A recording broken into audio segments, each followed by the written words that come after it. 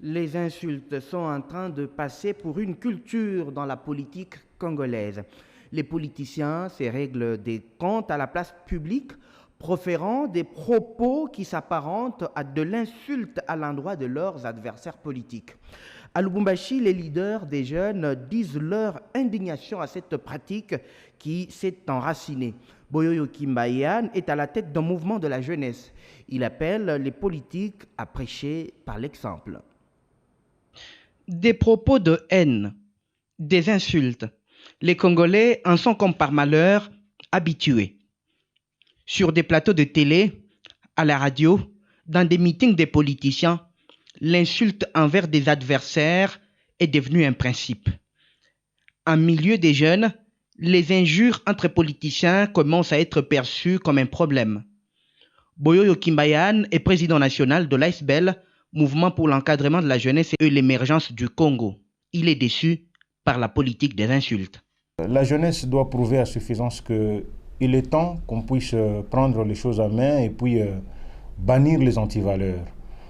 Les insultes ne nous avanceront en rien.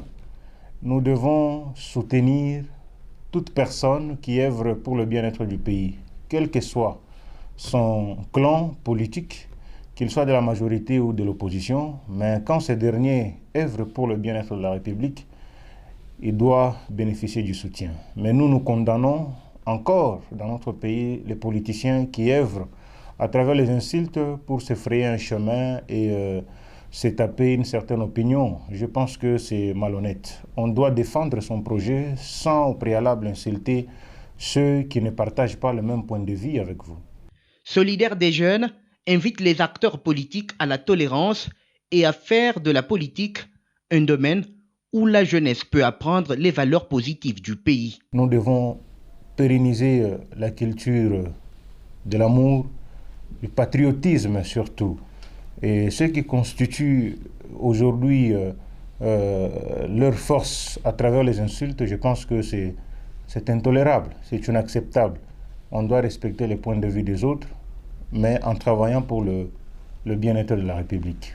Lorsque une jeunesse au préalable bien encadrée, elle est capable d'assumer la gestion plutôt de la République et voilà le poste de commandement de notre pays. On ne peut pas avoir de dirigeants si au préalable ces derniers n'ont pas été encadrés. Et l'encadrement, le meilleur d'ailleurs, commence dès le bas âge. Question de leur doter de capacités nécessaires pour l'avenir de notre pays. Une jeunesse abandonnée, une jeunesse moins encadrée, c'est l'avenir de notre pays qui est compromis. Si les jeunes pensent que l'insulte facile donne une autre image de la politique congolaise, que dire des politiciens eux-mêmes? Ce qui est sûr, des adversaires politiques se règlent de compte, parfois par l'injure.